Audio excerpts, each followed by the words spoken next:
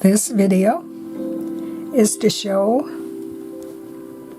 how to take a inside out from the center, corner to corner square, and this is both of these are squares not evened off yet on the edges, of any size, and make it into a rectangle. This is, which is shown in another video for the inside out corner to corner square, this is the setup rounds. And this is what you have after you've finished those 4 sections of the setup rounds. This one is the 4 setup rounds, and then I've done one more round all the way around. Actually, this is the right side. This was the last round. You can see this is the front of the stitches, and the rounds before the backs of the stitches. So this is going to be a long rectangle, also known as a scarf. And so I have it the width that I want now, and I am going to show you how to work off from either one edge, well, 2 edges, one side of the square, or both sides, in order to make it into a rectangle.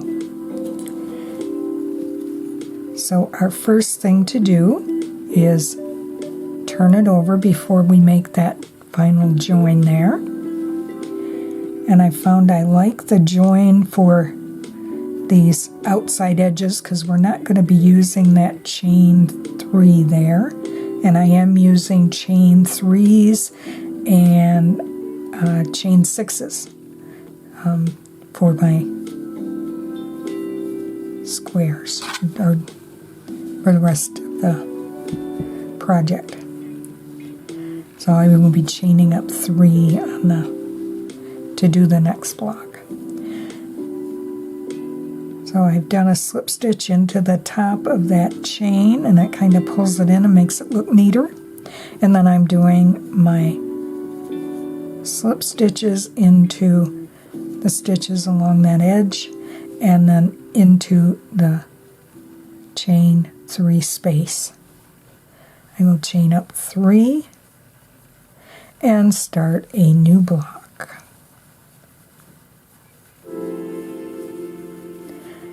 And this row will be your repeat until the end of the project.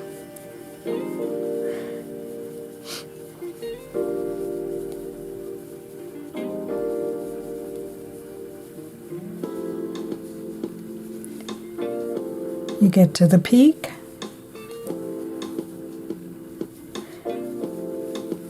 and we will make a regular block.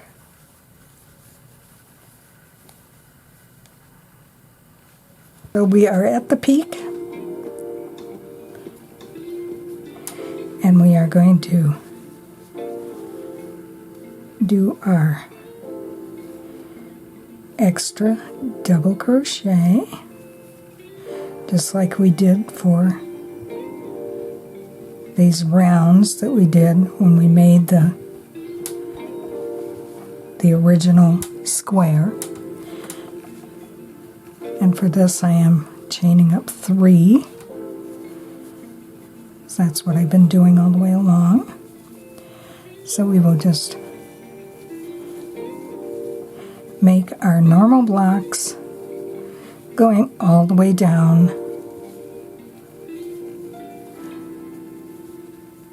the other side.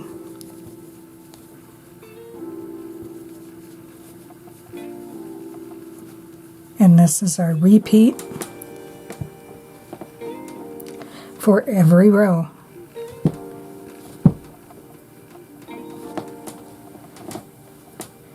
You just keep working, turning and working back and forth until you get the length that you want for your rectangle.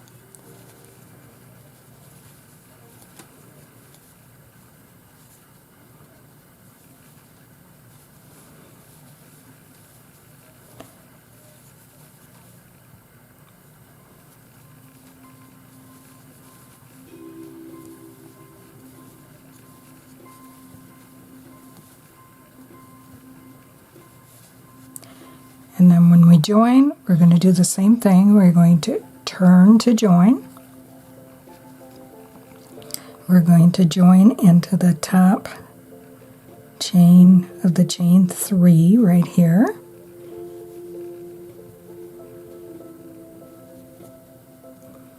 Maybe. There we go.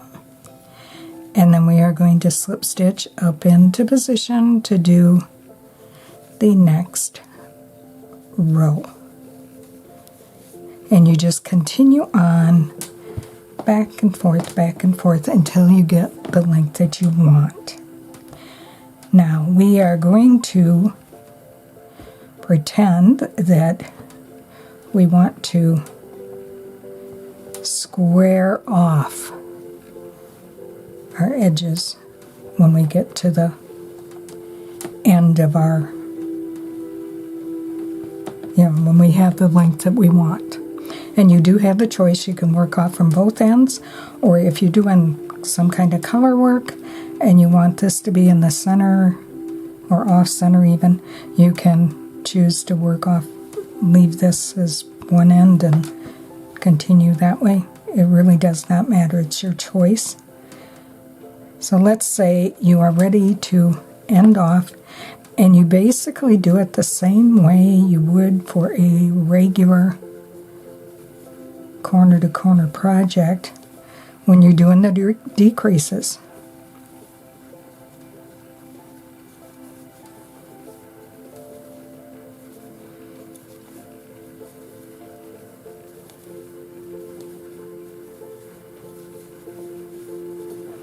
You just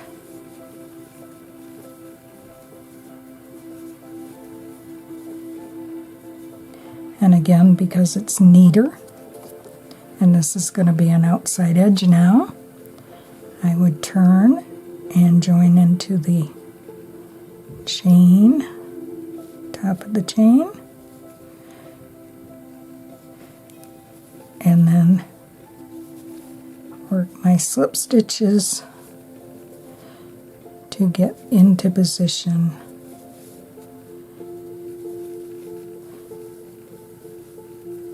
To finish.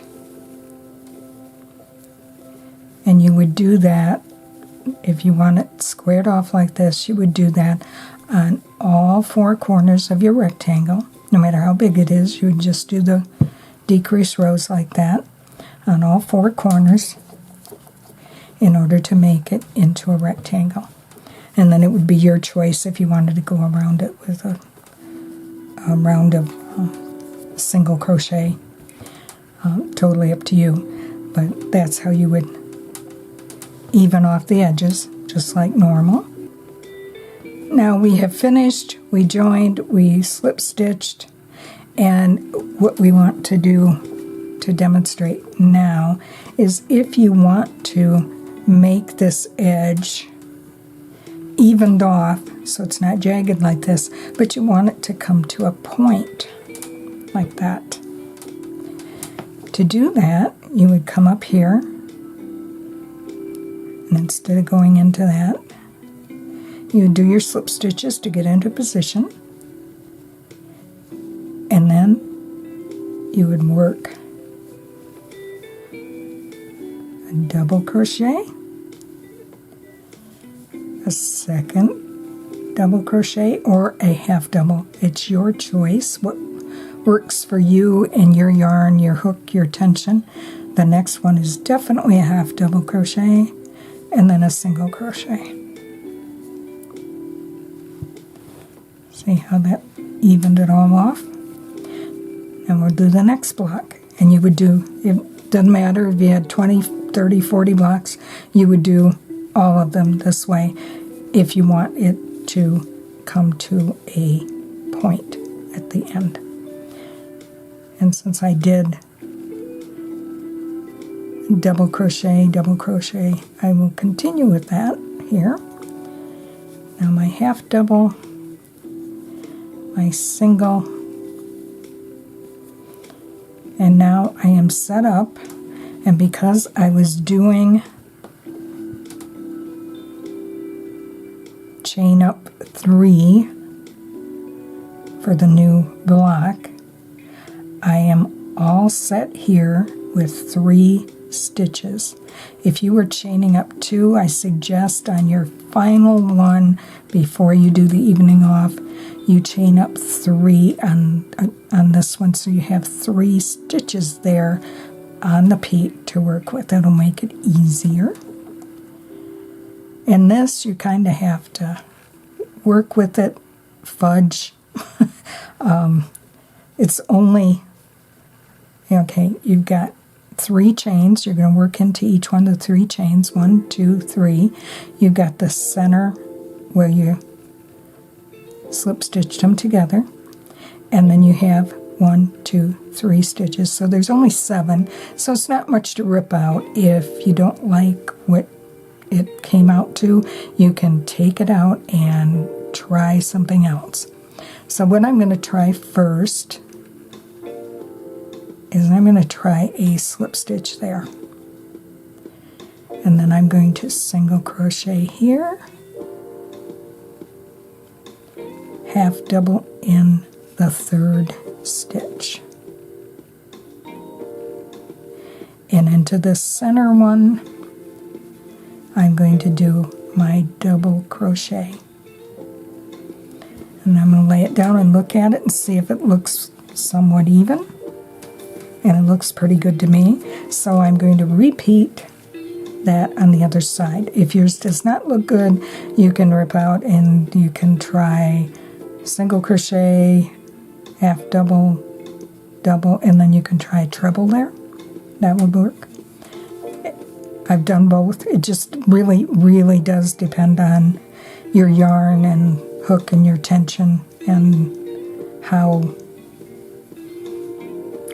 it looks. So we're back to the slip stitch there, and there's our peak. Okay. Now if that looks good to you and it's not wavy or anything,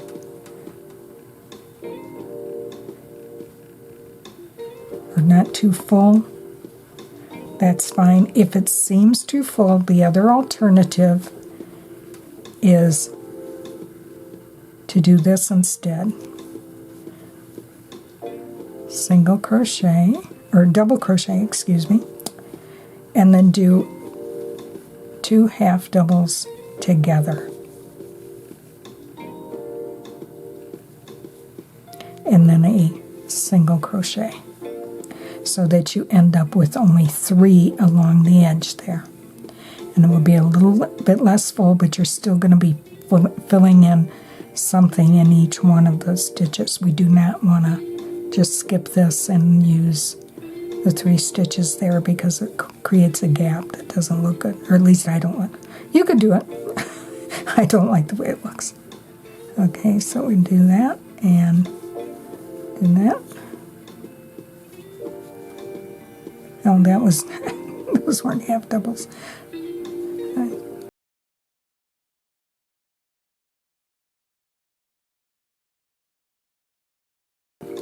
Better look up. Don't do it the way I'm doing it. I think this was how it goes. Yeah, anyway, that's the way I do it. Okay. And we are at the end. And if you want, you can do a slip stitch to pull that in to make it look better. And you can decide which way you like it the best, whether you want it full and maybe might tend to be a little bit wavy. It really does depend on your yarn and hook. With a thinner yarn, the 4 is probably just fine. With this thicker yarn, I think this one probably looks better. and would it's not as noticeable on a small project like this, but on a larger project, having too many stitches along this edge like that is going to cause it to kind of bow, and that isn't going to look right. So you might want to go with the fewer stitches like that. So that is how you end off, either with the points, or you end off by just doing your decrease rows along each of the 4 corners to make it into a rectangle. Anyway, that is the process for making it into a rectangle. And we will come back with part 2, working with more than one color to make a nice color row.